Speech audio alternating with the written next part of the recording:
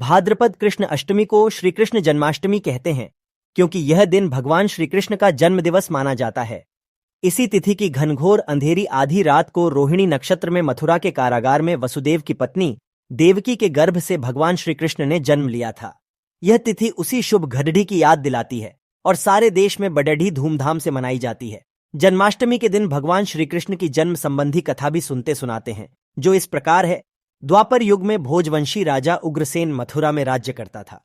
उसके आतताई पुत्र कंस ने उसे गद्दी से उतार दिया और स्वयं मथुरा का राजा बन बैठा।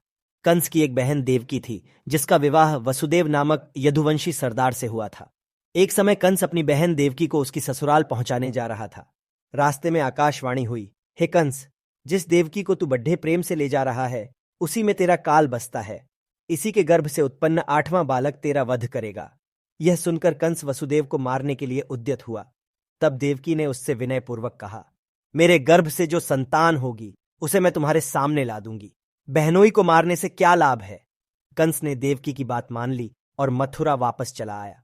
उसने वसुदेव और देवकी को कारागृह में डाल दिया। वसुदेव देवकी के एक एक करके 7 बच्चे हुए और 7 को जन्म लेते ही कंस ने मार डाला। अब 8वां बच्चा होने वाला था। कारागार में उन पर कड़े पहरे बैठा दिए गए। उसी समय नंद की पत्नी यशोदा को भी बच्चा होने वाला था। उन्होंने वसुदेव देवकी के दुखी जीवन को देख 8वें बच्चे की रक्षा का उपाय रचा।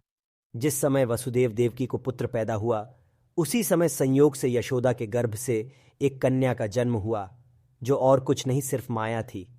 जिस कोठरी में देवकी वसुदेव कैद थे, उसमें अचानक प्रकाश हुआ और उनके सामने शंख, चक्र, गदा, पद्म धारण किए चतुर्भुज भगवान प्रकट हुए।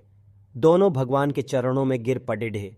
तब भगवान ने उनसे कहा, अब मैं पुनः नवजात शिशु का रूप धारण कर लेता हूं।